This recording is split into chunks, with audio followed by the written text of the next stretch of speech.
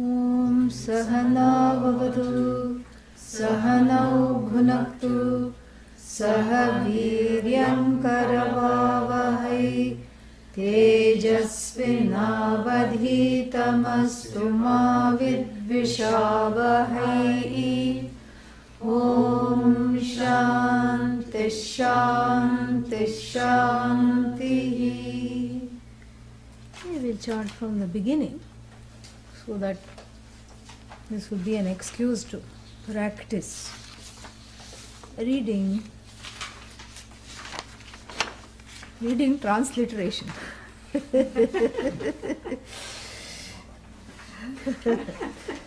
So I seem to be missing the first page here.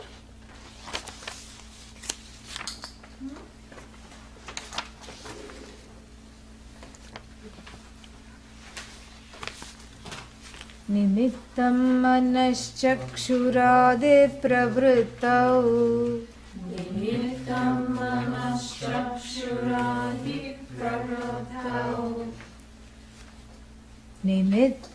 मनश्चक्षुरादिप्रवृत्तौ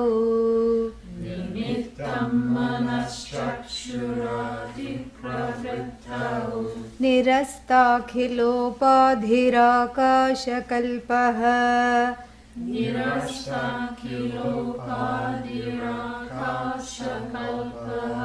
रविर्लोकचेष्टा निमित्तं यथा यः रविर्लोकचेष्टा निमित्तं यथा यः स नित्योपलब्धिस्वरूपोऽहमात्मा यमग्न्युष्णवन्नित्यबोधस्वरूपः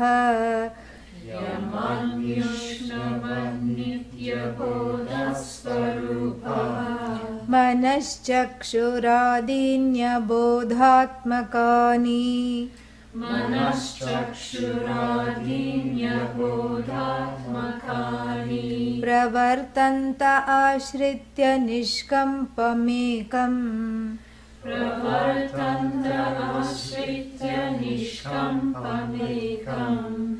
स नित्योपलब्धिस्वरूपोऽहमात्मा मुखाभासको दर्पणे दृश्यमानः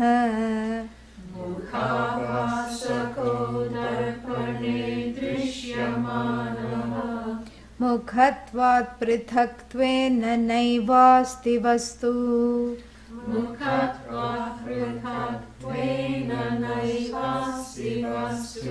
चिदाभासकोऽधीषु जीवोऽपि तद्वत्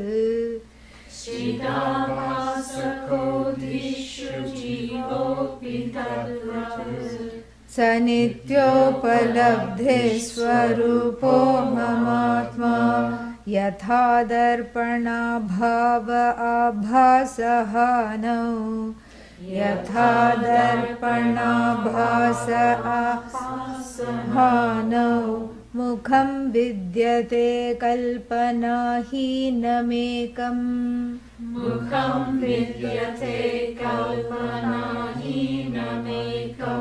तथाधिवियोगे निराभासको यः तथाधिवियोगे निराभासको यः स नित्योपलब्धिस्वरूपोऽहमात्मा मनश्चक्षुरादेर्वियुक्तः स्वयं यः मनश्चक्षुरादेर्वियुक्तं स्वयं यः मनश्चक्षुरादेर्मनश्चक्षुरादिः मनश्चक्षुरादेर्मनश्चक्षुरादिः मनश्चक्षुरादेरगम्यस्वरूपः मनश्चक्षुरादेरगम्यस्वरूपः स नित्योपलब्धिस्वरूपोऽहमात्मा य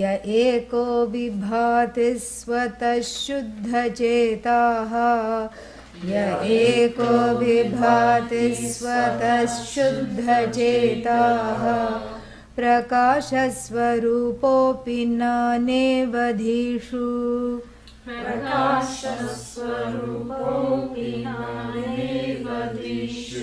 शरावोदकस्थो यथा भानुरेकः शरावोदकस्थो यथा भानुरेकः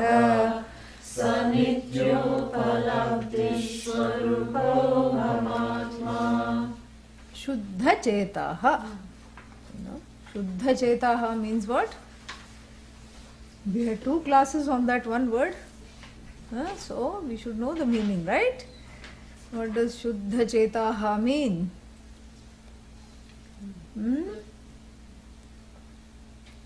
The one who cleanse mind. The one whose mind is free of raga, dvesha.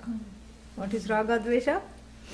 That's the basics, bread and butter of Vedanta. Without raga, dvesha, there is no need for Vedanta, correct? Yeah, because there is raga, dvesha, Vedanta has to be invited into the heart.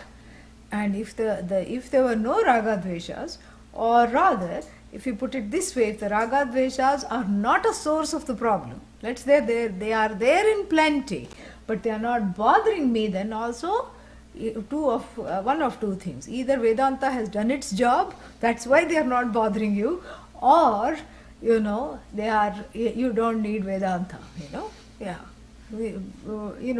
Two possibilities only. Yeah. And so one of them is truer than the other. So here we are looking at the source of these raga dveshas. If you try to say where did they come from, we'll be here forever. That is that is the topic for academia. What is academia? Academic research. Academic research is like that. Lot of research is done and finally one book is released. And then no sooner that it is starting to be read in the community, another book is published that just completely disregards the findings of this book. Yeah. And that book becomes the hit book. Why? Because it hits the first one out of the remembrance of the people.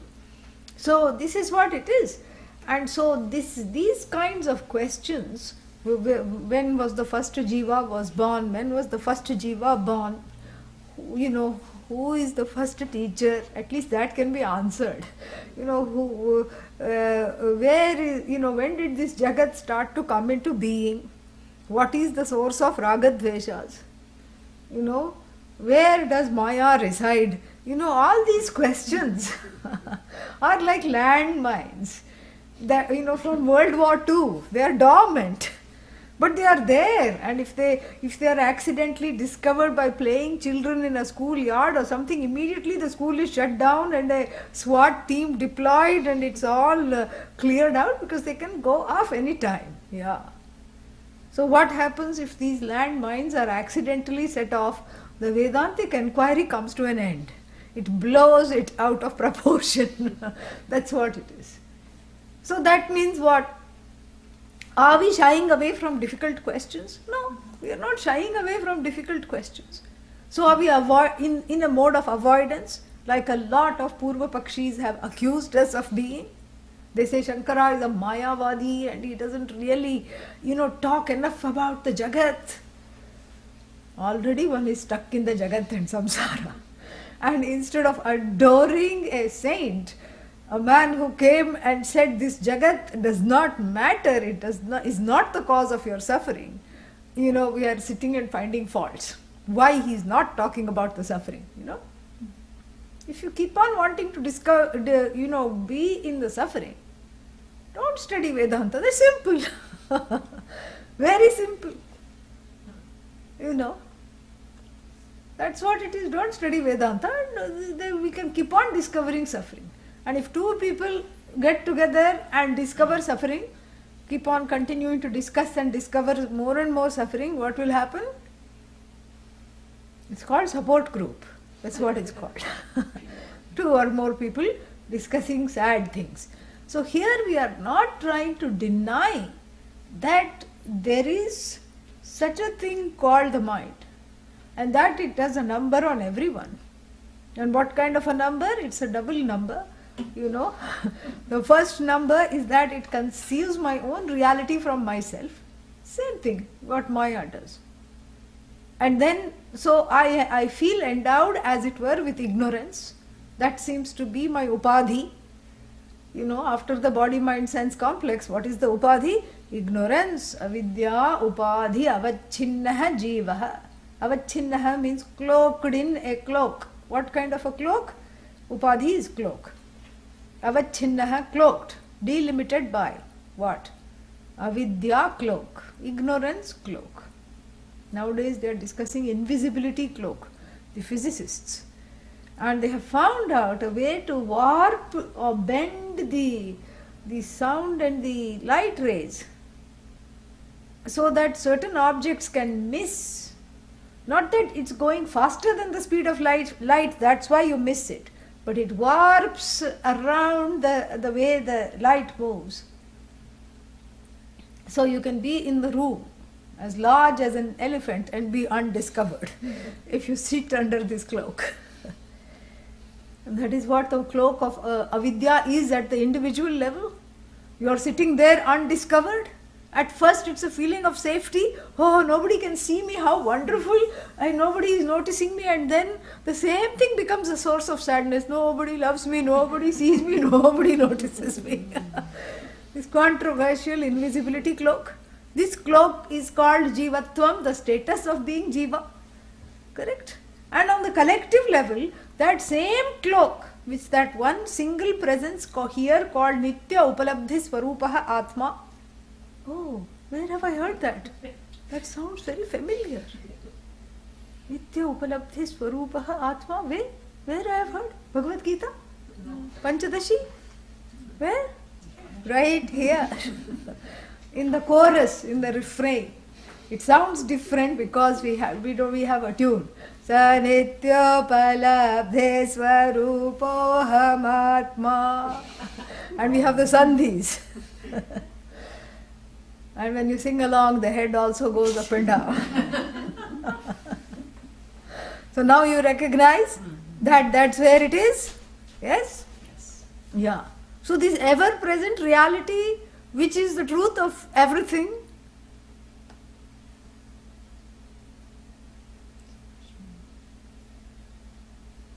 it's okay. So it'll keep going on. It's okay. This ever-present reality, which is the source and the truth of everything. Oh, now something has happened. Now I'm looking at something is small. Yeah.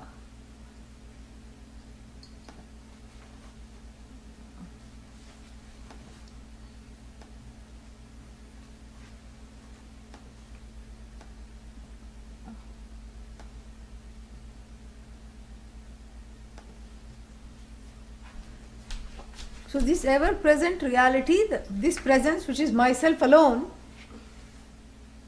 that is, as it were, has two manifestations with regard to the upadhi. Cloaked in ignorance, it is called jiva, piva, full of peeves. And then cloaked in another cloak, and that is called the hyper-visibility cloak. Here we have the invisibility cloak. Yeah. The cloak of hyper-presence and hyper-visibility. Wherever you see, there it is. Yeah. And wherever you see the hand of Ishvara. Most intimately in one's own karmic, outpourings of karma. The cycle that is called karma. The chakra. The law of karma. You see the hand of Ishvara.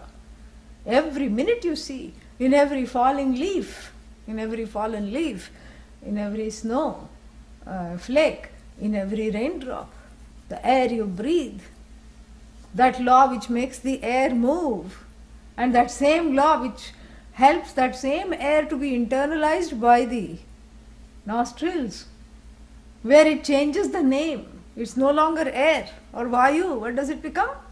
Prana. My prana, it becomes my life force. And then what? Then the air comes out just as easily as it has gone in, without even thinking. You think you are breathing, but breathing happens. Otherwise, nobody will go to sleep because you're so afraid. Breathing happens. By the grace of which law? That is the hyper presence. And then the hyper presence is there, is never away from you. And you just touch your own body, and what do you feel first? Warmth, right? Even in a cold day, there is warmth. There is warmth when you touch. And you touch somebody else's hand, they are also warm. And what does that show? Jata Vedaha. Jata Veda means what? The one, Jate Jate Vidyate, the one who is known as soon as one is born. Yeah. Because before even any medical tests are performed on the baby, old-fashioned midwives think that the doctor or the midwife will touch the baby. Is it warm? Okay. This is a live birth, because then they check whether it's breathing or not. Because the breathing may be, difficult in the beginning. There may be the cord around the neck, there may be phlegm in the mouth and the nose, so many things are there. That fluid has all to go. But is the child warm? The baby warm? They will touch that. That is Bhagavan. That touch which assures the presence of life does not belong to the body or even to the Sukshma Sharira, even though we say Sukshma Sharira, it is the touch of Ishvara. So can you ever say Ishvara is away from me? Never. Everywhere, whenever you hear, we saw this in the last verse, when you hear, when you see, what you see is Ishvara, correct? Seer is who? Ishvara. And the process of sight with the light falling on the object and the object coming to light, also Ishvara. So really speaking, this cloak of hyper visibility and hyper presence also has another quality. What is that quality? That attribute is all power, all knowledge. Complete opposite of this attribute over here, which is all ignorance. No power, no knowledge. And so therefore, all ignorance and disempowerment, what happens to that on this side? That leads to sorrow, correct? Who wants to be ignorant? Raise your hands. See, no one raised hands. Who wants to be sad? No one. Who wants to be, totally disempowered at any given time? Who wants to be invisible? Even if you say, I want to be invisible, it's just a coping or rather a moping mechanism. Nobody wants to be invisible. Everybody wants to be visible. And so, this Jivatvam is an unfortunate cloak. Yeah, a miserable cloak of invisibility and misery, sadness, that is put on this ever-present reality known as Nitya Upalabdhi Swarupaha Atma.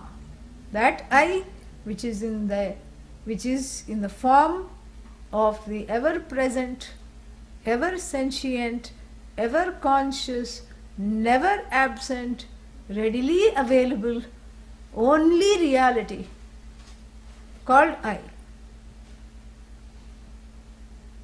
So then the question comes, why did the I wear this cloak, this miserable cloak? Who will buy from the shop and wear? Why did this I wear this cloak? I'm not answering that question because I already listed this in a different way earlier in the list of questions that are not worthy of being asked. And where does this question come? How did Brahman become Jiva? Same question. And what is the answer to that? That can be answered. If you force the answer, any Vedantin or any teacher of Vedanta will say Brahman did not become Jiva. Brahman is always Brahman. How come I became Jiva? You also are not a jiva. I'm not a jiva? No, I'm not jiva. What am I? Sanityopalabdhi swarupo hamatma. But then I'm sad. Yeah, that's why you have to learn the other 6 verses. But then I don't know why this avidya has taken over. Why this cloak of avidya, ignorance, is bothering me? There is no cloak. Oh, but there is a cloak. You yourself described the cloak. What kind of a cloak is it? As though cloak. Few things we have to know to impress our friends. Rope, snake. This comes in use in New Year's Eve party and all these things. Rope, snake, what else? Like the ashes of a burnt Pot, rope. clay, yeah. Pot, clay, ashes of a burnt rope, little advanced, yeah. So, pot, clay, rope, snake, and then finally, as though. Yeah. So, the as though, when it is taken to be real, there is a problem. The problem of separating or dissecting the I from the not I. The not I and the I get mixed up, giving rise to this prevalent delusion that avidya, kama, karma, and sorrow, all these things are all as real as Brahman. They are not. They are there to explain the jiva's misery. Not to explain it away, to explain it. And then Vedanta is there to explain it away, really. So it's just a model. Because you cannot really teach someone who is in the grip of the sorrow. And if you take a snake rope analogy, if we go into that a little deeper, somebody comes from outside. I have discussed this example earlier. Screaming, I've been bitten by a snake, horrible, big, ghastly snake with sharp, poisonous fangs. The person comes and gives a description of the snake. And then the body of this person is examined. This fellow's body is examined because the fang marks have a certain, you can see them. There will be 2 teeth, going like this. You should be able to see the mark. And then the area where the puncture marks are, that will start getting, necrosis. It will start getting blue and all these things. So that's how you see, because the poison is spreading. But then after this fellow's entire body is examined, they don't find any fang marks. So then what do you do? At least you go look at the snake to find out what antidote. So bunch of people go out to the area where he said he was bitten, this fellow, with a club, meaning the snake shouldn't bite anyone and we should just, for protection, they just take the club just in case, so that they can find out what this snake is.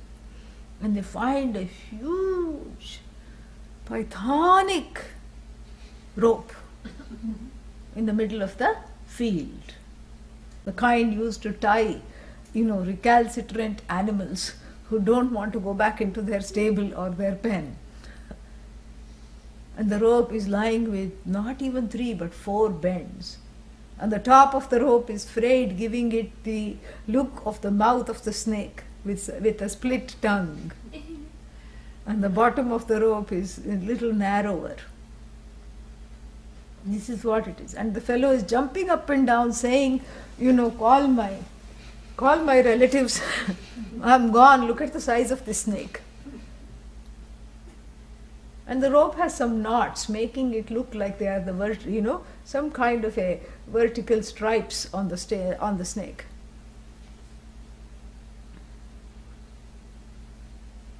And this fellow is in a state of shock. And you can convince such a person you are not bitten by the snake. No. So first you have to say, you have to go along with that psychosis and you have to say, I have a very special remedy. And isn't it too late? No, it is not too late. In fact, this is the right time to administer it. Come with me. And then you give some placebo drink, just some orange juice. You pretend to mix something in it and you give some orange juice and you say, oh, see, it's already, the poison is leaving the eyes. It's here. You look much better. Oh, thank God. Now what? It's a complicated thing, so we have to slowly do it. And then you watch the person's emotions. And then after they have calmed down sufficiently, you say, this is not a snake. And then you have to say what it is. It is rope, right? Yeah. So here also the student of Vedanta initially is bitten by the snake of ignorance. Ajnana sarpadashtaha. Bitten by the snake of ignorance, the person jumping up and down, all the fears and upsets are coming out.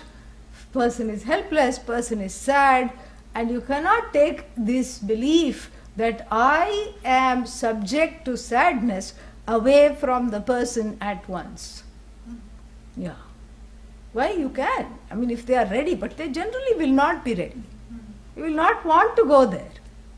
So attached one is, and so convinced one is, when the as though has become real, this is what happens. So convinced one is that one is afflicted, that the teacher has to give what is called abhaya darshanam. Ma bhaishta, don't be afraid. Asti upayah. There is a remedy for this. I have a potion. Oh, Guru, you have potion? Yes. Give me, what is the potion? Samsara is a notion. That is the potion. Glug, glug, glug. Finished. This is the potion. But in the beginning, the Guru cannot say that.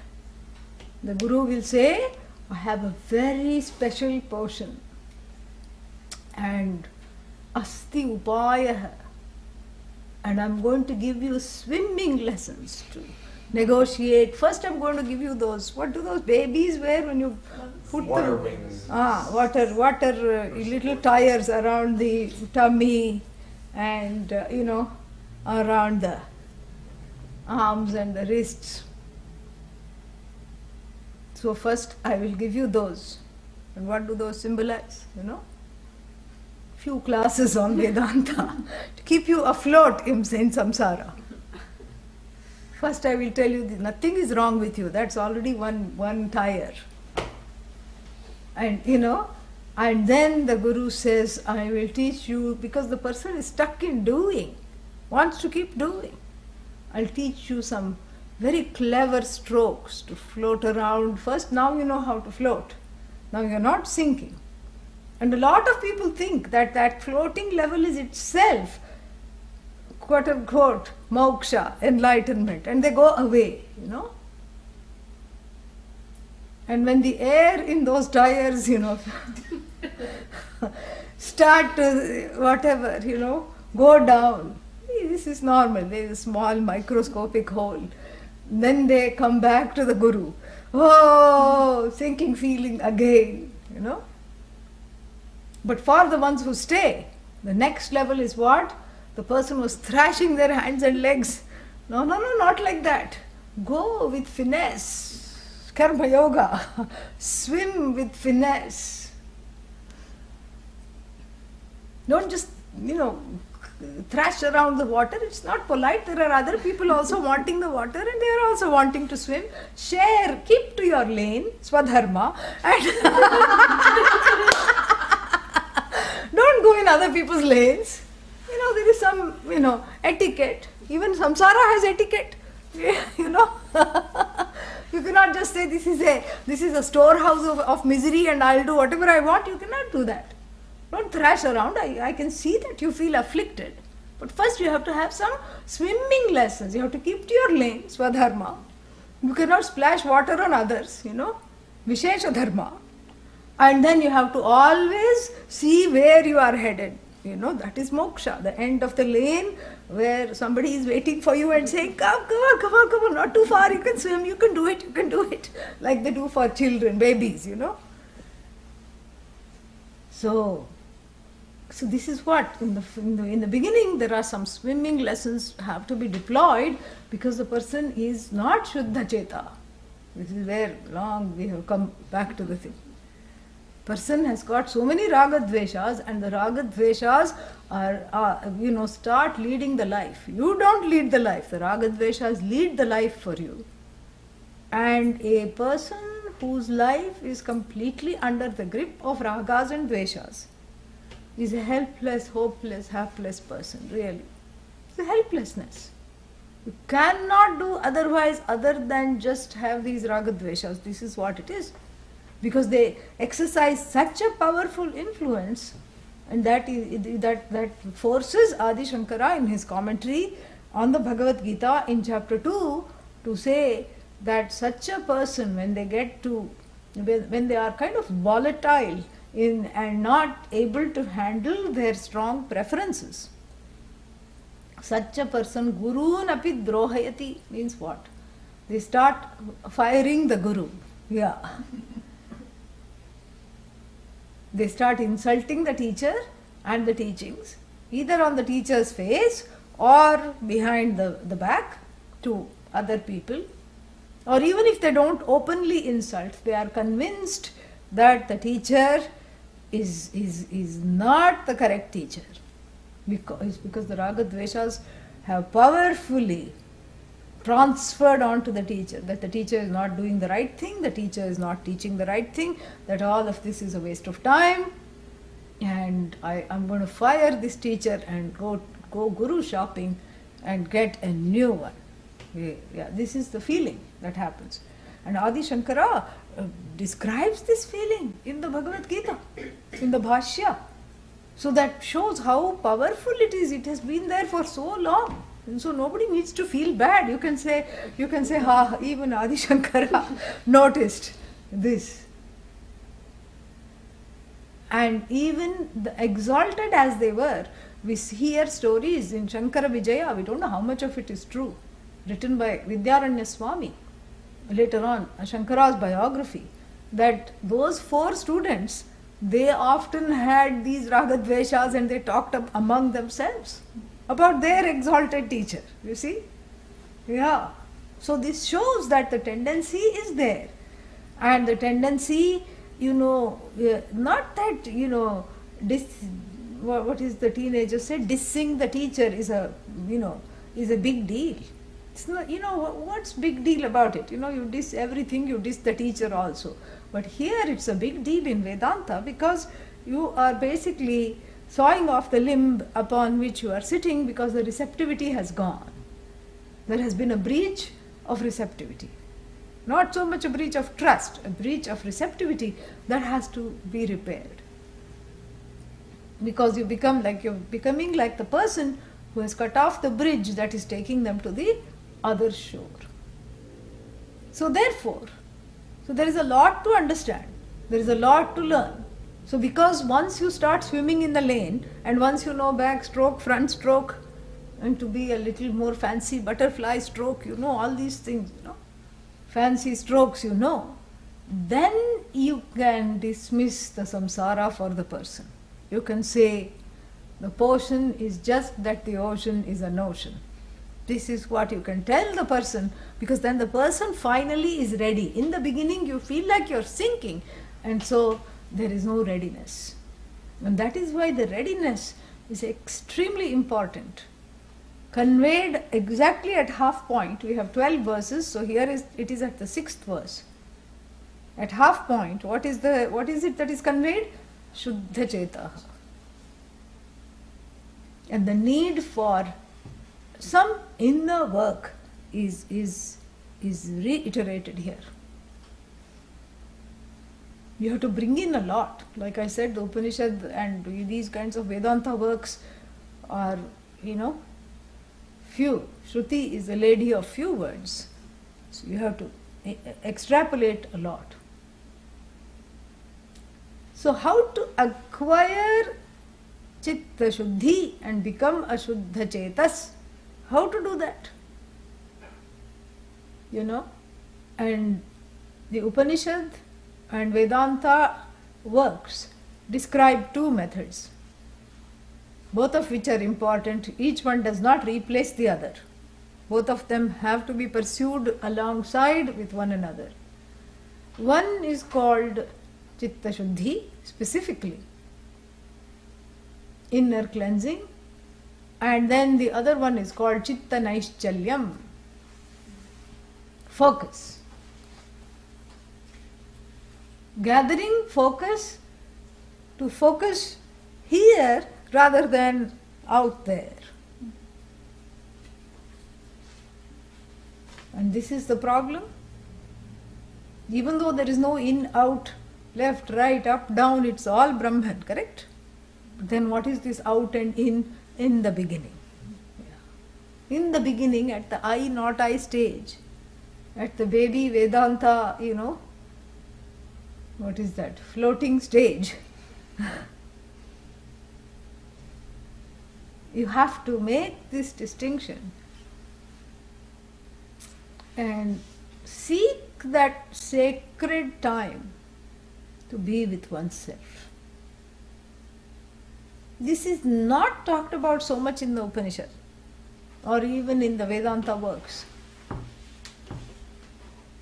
because these are ancient bodies of knowledge and they are mentioned at the end. If nothing else works, do this. But it doesn't mean that they are not important. Then why were they mentioned as an after fact? For two reasons. One is, I think that of all the times that we have studied Vedanta since the last 10,000 years, I think everybody at least living in this generation, because we can't interview anyone not in this generation, will agree that we are living in difficult times, correct?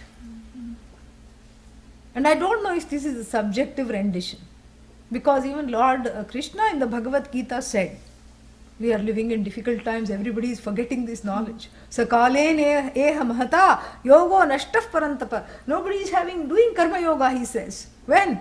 When was Krishna alive? Dwapara Yuga. He says nobody is taking karma yoga seriously, it's as though lost.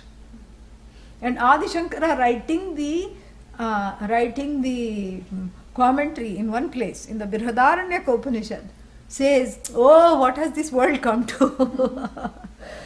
What has this world come to that people are not understanding this, or something like that, he says. Aho bata mahat papam. He says this world full of papa now. What is this? Aho bata means alas. How can we give up? How can we not be tempted to give up on this world? And so what to talk now? When Adi Shankara is saying like this, what to talk now? Because in Adi Shankara's time there was, was Adi Shankara before or after Edison? Huh? Before, correct? So forget anything, no electricity. Adi Shankara was definitely before Graham Bell, no telephone. Nothing funny, therefore. And no Facebook, only faces. And then what else? No, what is that? SMS and, nothing like that. So life was simpler. They rose with the sun and they called it day and they divided it into hours and muhurtas and, led their life. And they set also with the sun, they slept because there was no night life, so to speak. Oh, let's see, after the sun sets, especially in the winter, so much time is left. Where shall I go? Where is the near, Vedic discotheque? No. There is no Vedic discotheque. You go to bed, that's it. Your dream life is the disco, that's it. You have an active dream life.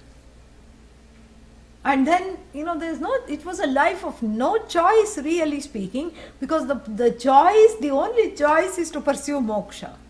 So from day to night, the person was kept busy doing swadharma. You get up in the morning, you have to do the Vedic rituals. You have to do what is called Agnihotra, an elaborate fire ritual, which has certain chapters. One chapter is called Darshapurna, which is done during the new moon. And then another chapter done during the full moon. Those are the main ritual called Angi, and the other things were Angas. And you had all these things. And you couldn't say, oh, these rituals, I can do it. I'm a free person. I'll do it, I'll wake up at 11:58 a.m. and then I will do it afternoon. No. There were rules when to do it. Udite juhoti, anudite juhoti. Juhoti means performs the ritual. Lights the fire. When? Before sunrise. First option. Oh, that's so harsh, please. Okay, as the sun is rising. Second option. That was all. So Nitya karma kept you busy. Daily karmas. Naimittika karma, occasional karmas. Shraddhadi kept you busy. So there was no time for Ragadveshas to even come and make an appearance. That was consciously the life. Now we have come far away from those moorings, which we really need actually. So what should we do? Somebody said, there is a group in India, said everybody start doing fire ritual. And they are training children to do fire ritual as soon as they get up in the morning and start doing all kinds of things. Which is okay. That's fine. But I think that along with that, it's not so much about resurrecting something that has gone, but creating also at the same time new covenants, new sacred covenants that will have the same or a similar effect of keeping us in a certain rubric, a modicum of discipline, so that this chitta shuddhi and chitta naishchalyam can be pursued. And we see that happening. That's why the Vedic tradition is very resilient, because it has adapted. So the fire ritual, which was called Shrauta Karma, already, 2000 years ago gave way, around 2000 years ago, 1000 years ago gave way to what is called Smarta Karma. Smarta Karma means what? The fire ritual after Adi Shankara, after Adi Shankara's era, was replaced, quote unquote, for people who could not keep the fire anymore and it was becoming difficult. It was replaced by worship, by daily morning abhisheka to 5 deities. It was called Panchayatana Puja, 5 forces that were there, And you just picked up a few stones from the river and you consecrated them and you worshipped them. You didn't worship the stone, you worshipped those forces, the elements, the energies that they carried. Then after that, the people needed more of a connection apparently, and the stones were not bringing in the bhakti that was required, perhaps, and so then they had elaborate icons that you see in the ancient India. In the museums, you see the Chola bronzes, famous, very beautiful. And then they started to have temples where it was easier for everybody to go congregate and worship, because they found that old, when the yajna, the fire ritual was done, a lot of people would congregate and the bhakti is increased when a lot of people come together. Why is the bhakti increased? Because it multiplies, it becomes collective karma. And whether the bhakti increases or not, when you see other people around you, then you derive a source of inspiration. If your mind is going all over the place and you look at the neighbor standing next to you in the temple, reverently worshipping, quickly you also join your hands and go like this. At the very, very basic level, you become an inspiration for others, others become an inspiration for you. So then the whole temple culture started. You see how adaptive we have been. And it still remains a very powerful force, because when you see the deities that are consecrated and that are there as a benign blessing presence, you cannot but be moved. You cannot but have a desire to let go of the ragadveshas when surrounded by so much beauty and grandeur. Both those things are very important.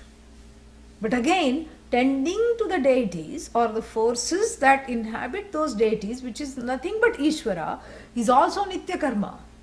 So getting up, doing abhisheka, dressing, all becomes a part of Nitya Karma for these ragadveshas to subside.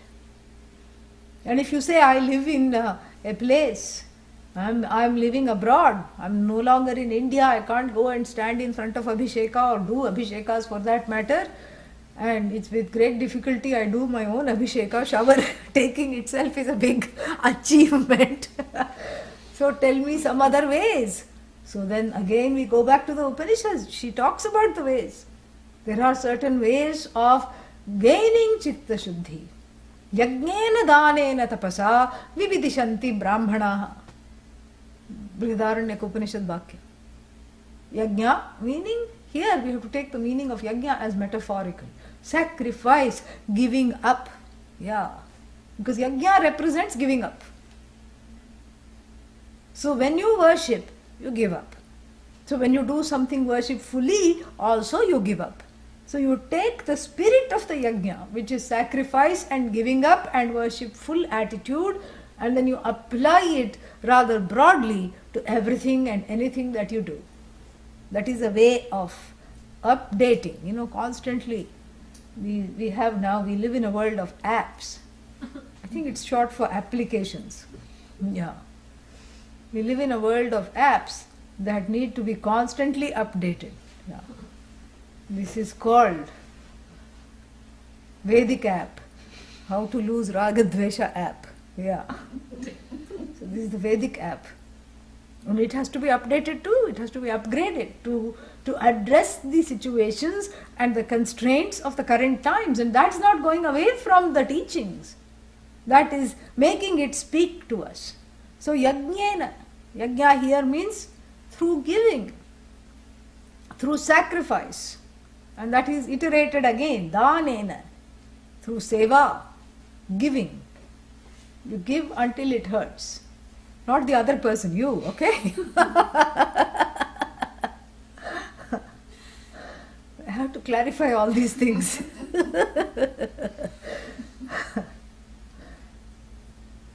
So you give until it hurts. This is where we get that phrase. And then finally what? Tapasa. Tapas means what? Small Spanish snacks served around this time. Correct? It's also called tapas. Oh, I didn't know moksha was so easy. I just learned to have some tapas and I'll be okay. What is tapas? Austerities or practices. Spiritual practices or austerities. What is austerities? Where some pain is felt, some pinch, some discomfort is felt. And this is what I keep saying. You have to be comfortably uncomfortable. Your seat in the Vedanta class is comfortably uncomfortable. And whatever you do in order to master the ragadveshas, is also all your actions are on the borderline, not borderline personality. That's a disorder, yeah. But this is a borderline between comfort and discomfort. So it has to have some pinch somewhere. Otherwise it's not tapas. You cannot say I'm meditating and then, have a cushion like a series, a stack of cushions, like the princess in the story, Princess and the Pea, You remember that story? Yeah. So somebody was testing her if she was a real princess, and so they made a stack of 9 mattresses, and under the last mattress put one dried pea, and she just came having a horrible night, you know. And then they said she is the true princess. And what's the moral of the story? If you want to be a princess, have more ragadveshas. That's what it is. That's the criterion here. Very interesting. Yeah. So if you just, if you cushion here, cushion there, cushion everywhere, here a cushion, there a cushion, everywhere cushion, what will happen, Nirvikalpa Samadhi will be reached sooner than you think. What is Nirvikalpa Samadhi? Where you yourself are not present. Only some sounds are coming. Sounds of Om? No. Not sounds of Om. Sounds of sound sleep. Right? And so, therefore, tapas means, it's not ghora tapas.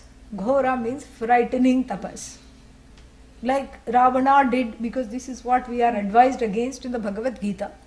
Ravana did ghora tapas. And what happens with the Vishwamitra also did ghora tapas. What happens as a result? It's short-lived. And it is just sheerly based on willpower, the frightening tapas. And then what happens? The will then says, I won't. So the will becomes won't, and then the tapas is gone. So Ravana stood in the freezing Himalayas on one leg, chanting the Samaveda to bring Shiva, to summon Shiva to ask for a boon. This is what happened. And we all know how that ended. And so therefore, this Ghora tapas, and Vishwamitra also did lot of austerities, but he wanted a title, Rajarshi, Maharshi. He wanted the title of Maharshi, which only belonged to sage Vasishtha. He wanted that. And he did Ghora tapas. Not for the sake of inner cleansing. Do you see the difference? But for the sake of some other kind of a bounty, or a perceived or a real bounty, like a status or money or some boon of immortality, not knowing that you are immortal anyway. And so what happened to all these people is that that kind of Ghora tapas peters itself out. Because tapas is finite, and the fruit of that tapas is also finite, even when you ask for immortality. You always leave out a clause. Ravana left out one clause. What do you mean leave out a clause? You say, I don't want to meet my death by a man, by a woman, up or down, in my own house, in someone else's house, in my house, in the field. Hiranyakashipu also left out one claw, C-L-A-W. And he says, I don't want to meet my death by any weapons. The Lord just, grew his nails, went to a parlor and had them sharpened, that's all. Yeah. That's what it is. And so there's always a clause left out. And then what? Then that is where that becomes one's nemesis. And so here tapas has to be again, we have to have the middle road. Because the other side is also too much. This is a bhoga bhumi, not a yoga bhumi. Bhumi means what? Land. Land of bhoga, land of conspicuous consumption. So therefore the withdrawal is needed, and this really from December to till the sun comes out, this 1 month is called, started on 16th. It is called, Magh Masa, and what it symbolizes is a month of inner retreat. So really speaking, in traditional India, this 1 month, till January 14th, till the Sankranti comes, till we call it the solstice, till the sun goes into Capricorn, we do not have any celebrations. We don't have any big celebrations, we don't have any big functions. And even in the temples, we don't have huge celebrations. And people wake up early, go inward. It's 1 month of going inward. That's why we are having the course right now. It's ending just before Shankranti. See? Yeah. This is the time of going inward. Because this is something you have to pursue. It's not going to happen all of its own. The distractions are too many. So if you're serious about this knowledge, if you're serious about this knowledge blessing you, you have to pursue, Chitta Shuddhi and Chitta Naishchalyam. And Yajnena, Danena, Tapasa, these three things, Vividishanti. Vividishanti means Veditum Icchanti. They become qualified to know. They become desirous of knowing. Vividisha, desire to know, just like Jignasa. Jignasyanti also you can say. But Vividishanti, they become qualified to know here. And that qualification, if we don't have, then the knowledge is like seed which is thrown on hot rock. Dagdha bijavat. It will never sprout. You can just sort of munch on roasted seeds, that's all. Nothing will happen. Nothing will happen. It will not sprout or take root in the heart. And so therefore, this Chitta Shuddhi and Chitta Naishchalyam has to be pursued on your own effort. This is not and that is why the Upanishad mentions it as the last resort. Because it's not really the job of the teacher to give that. The teacher will tell you how to meditate. Teacher may lead a few meditation sessions. The teacher will tell you seva is important and give you a few directions. These are the places and areas where you can do seva. But the teacher it's not the job of the teacher to harness you to a seva machine. Seva treadmill, keep running. Dodo, increase the speed now. And now increase the incline. No, you have to do that. You see, the teacher is not going to hook you up to a seva treadmill or a Chitta Shuddhi treadmill. Tapas treadmill, no. You have to do that. Because if the teacher were to do that, what would happen? Seva would become dreadmill instead of treadmill. It would be a mill that would just, manufacture dread. You have to take the initiative. For yourself, uddharet atmana atmanam na atmanam avasadayet atmaivahi atmano bandhuhu atmaiva ripuhu atmanah. 6th chapter. Lift yourself up by your own effort. Lift yourself up means to be qualified for these teachings. Lift yourself up by your own efforts.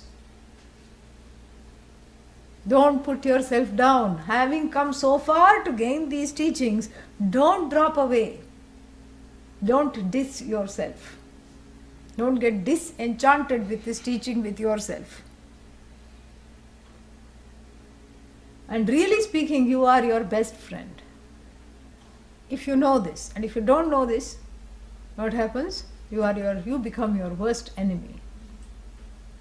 So knowing this, I consciously unleash in my own life a program. I make for myself a program of tapas, a program of Chitta Shuddhi, and a program of meditation. This has to be done. Why? When? So that we can understand the other 6 verses. That's why it's coming right in the middle. So when should it be done? Next year? No, right now. Right now it has to be done. And this is what it is called inner life. And when my inner life is lush with greenery, with the foliage, with the flora, the fauna of blossoming knowledge, of blossoming shanti, a certain, what is it called? A certain freedom from disturbance and inner peace. When the flowers of shanti bloom inside, then outside can be snow, can be harsh, can be filled with all kinds of, harsh weather. It does not touch me.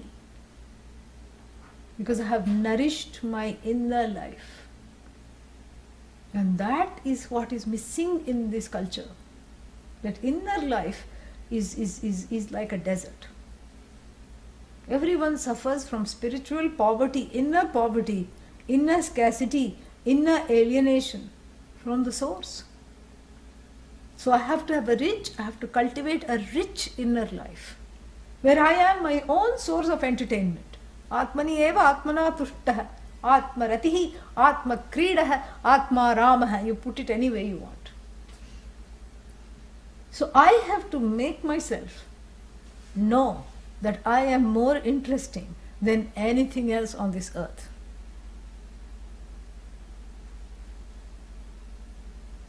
How long is that going to take?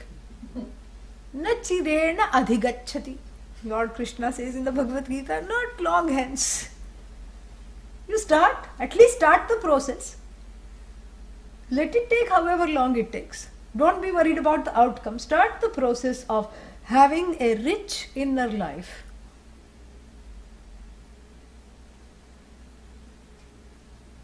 Inch by inch, row by row, I'm going to let my inner garden grow. Very nice song. I just added the word inner. You can put in brackets SIC. Yeah. Inch by inch, row by row.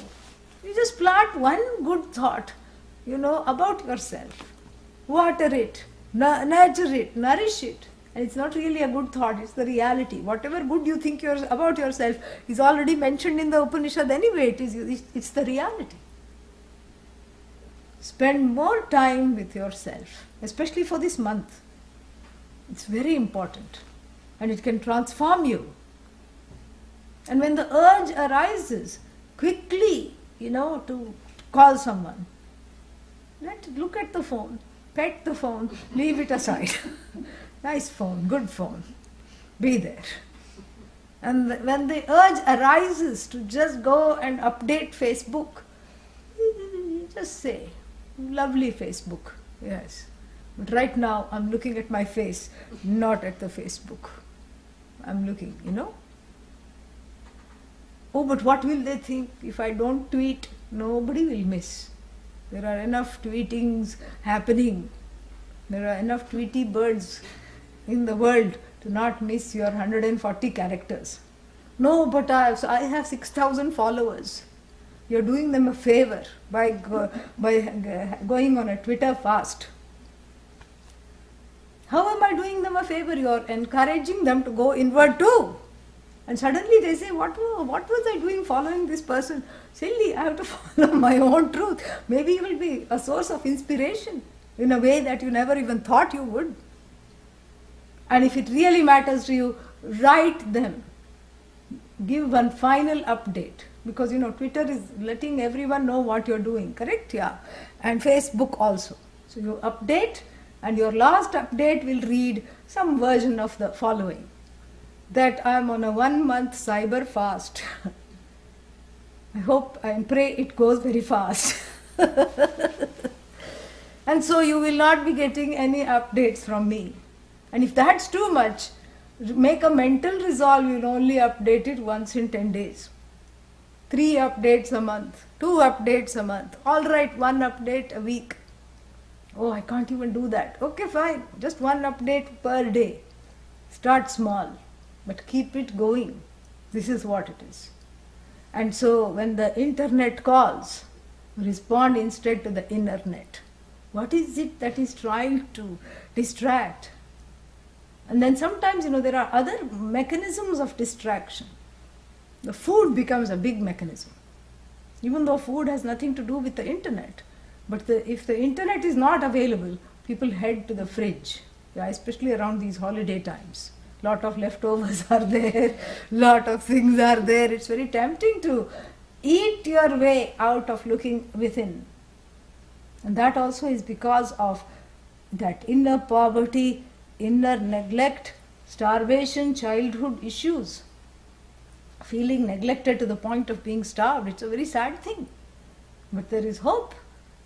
And the more we cope and the more we understand this, when you put that light of the Nitya Upalabdhi Atma on all these activities, even if you're not in the moment strong enough to stop them, you just shine the light on it. And like cockroaches, they will go scurrying somewhere, you won't even know where they are. They will go away. At least for the moment, today, right now, the temptation has been resisted to just go outward and reach out and do and do. And keep finding solutions and keep doing things, which is just so much, lot of, like those machines that just keep cranking and not producing anything. And if you keep cranking, you become cranky. Yeah. Yeah.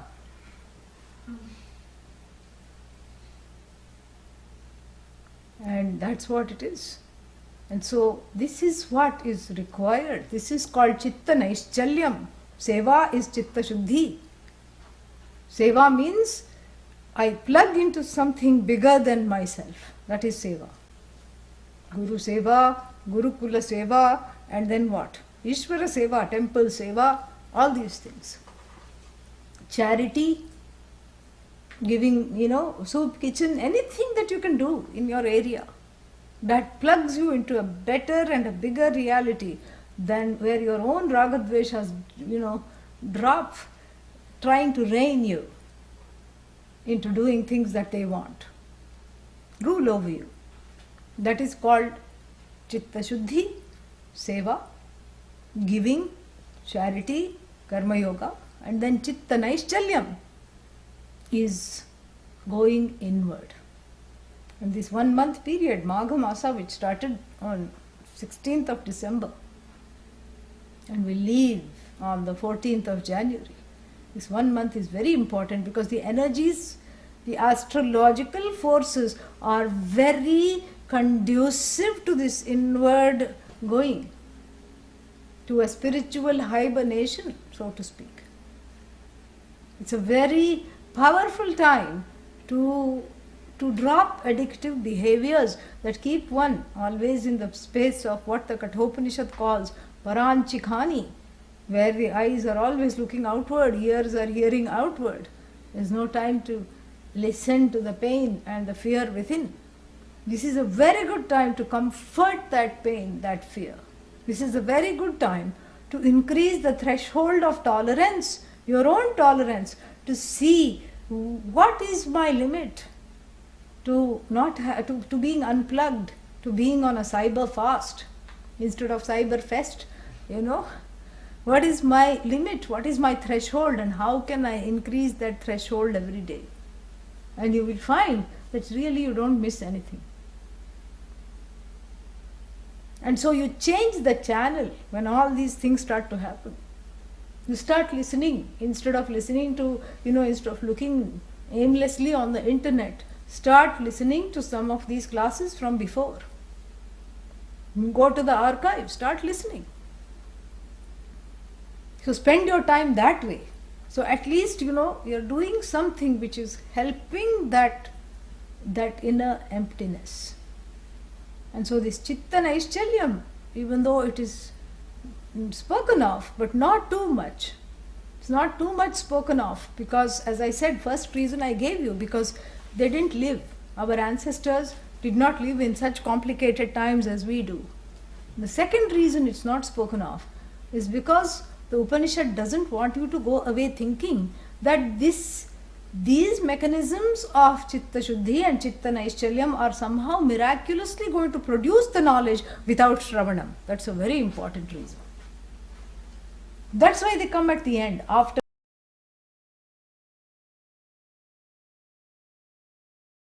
the vision was given. First it started with the Tvam Pada Vichara, Shrotrasya Shrotram, Chakshushas Chakshuhu, Vachoha Vacham, Manaso Manaha, Sau Pranasya Pranaha, the eye of the eye, same as the 6th verse here. Mind of the mind, ear of the ear. Jnatva Atimuchyati Dhiraha. Knowing this, the person is free of sorrow, free of samsara. And then what is this that has to be known was to be given. Nedam yadidam upasate. Not that you can objectify as a piece of worship or worship even. This is that which is the truth of what you worship, which is yourself alone. It is not what you worship, it is what that signifies. Tadeva brahmatvam vidhi. Nedam yadidam upasate. That also was given. And then a lot of paradoxy was employed. Yad vacha anabhyuditam yena vag abhyudyate. That which is not an object of, speech, but because of which speech is there. Tadeva brahmatvam vidhi. Nedam yadidam upasate. And then what? Then the teacher gave a quiz, kind of like the little quizzes we have here. And the teacher says, all those who know Brahman, raise your hands.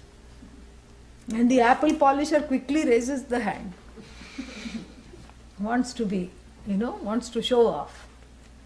And the teacher says, if you think you know Brahman, yadi manyase suvedesi, suvedeti, no na vedeti, vedasaha. The one who says, I know Brahman as an object very well. No na vedeti. What does no mean? No, does not know. That's how the English word no came. Na-u became no. No na vedeti, does not know. That person does not know. And then the other person said, let me be cleverer than this fellow who said, I know. And he raised his hand and said, Sir, revered sir, O Acharya, I don't know Brahman. And the teacher said, if you don't know, you don't know. Oh, so what was the correct answer? Naham manye suvedeti. I don't say I don't know Brahman, and I don't say I know Brahman, because if I say I know Brahman, that means I know things as I know this as I know of other objects. And if I say I don't know Brahman, that's a lie, because I am Brahman. And that happened to be the correct answer. So we have many kinds of students in this class. And then the one student who was not saying anything, never raised his hand, was quietly sleeping, in the back. And then there were all this commotion, people raising their hand, interactive, it was not just the teacher droning on. So, and the soothing tones of the teacher's voice was broken up by the student interactions. And he woke up. And he raises his hand. And what does he say? Whose problem? Close. He says, Upanishadam bha bruhi. Oh, revered teacher, when are you going to teach the Upanishad? This is at the end of the book, okay? Yeah, he just woke up, refreshed, blank slate. Yeah, very happy. And he said, when are we going to learn the Upanishad? When is the lecture going to start? Are you going to teach the Upanishad? And really, you learn how to teach from these kinds of situations. And the teacher would have been within his or her bounds to say, idiot, what were you doing? What does the teacher say? Ukta te Upanishad. I have already taught you the Upanishad. Doesn't say where were you. Ukta te Upanishad. And so to not make the person feel bad, he says, Brahmhim vai evate. Bruma means now we are going to tell you a special part of the Upanishad which nobody yet has heard. And the student says, oh, just for me, special teaching is coming.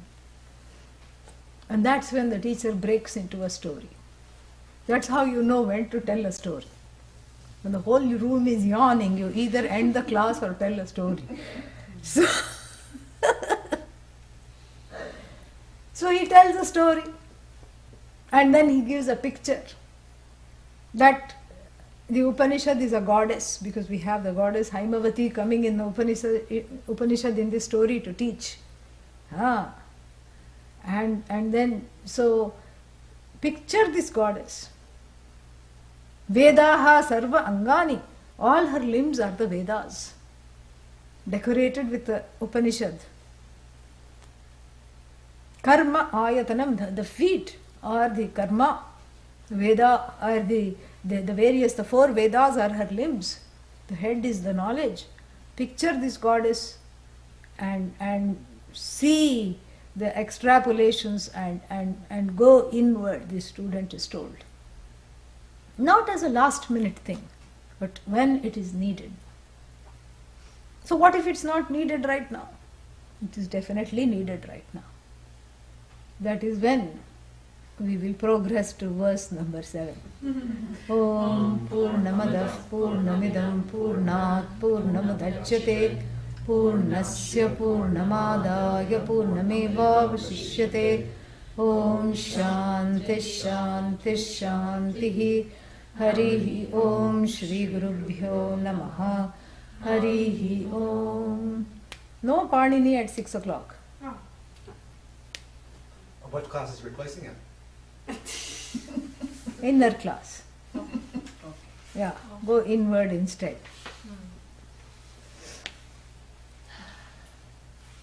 Don't worry, we are not missing anything. I will make it. Any questions are there from today? Hungry for moksha. Yes, that's good. That's the way to say, that's the way to be. May the hunger increase. Yes, yes, yes. General methods to increase chitta shuddhi is seva, dana. Seva is service, dana giving, and then karma yoga, which includes both those. Yeah. Karma yoga means doing everything worshipfully, surrendering the doership and receiving everything that comes as a prasad from Bhagavan. Yeah. So those three things when you do, then some things start to happen. But then this is something you have to do on your own. Yeah.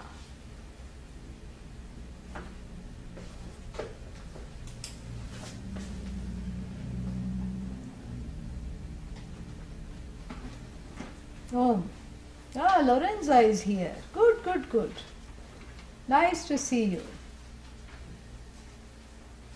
Will meditation help? Yes, that will help Chitta Shuddhi also, but it's more, Chitta Shuddhi includes Chitta Naishchalyam.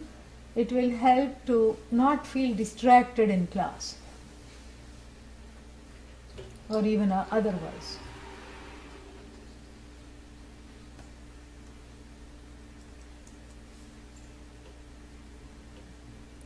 Any other questions here?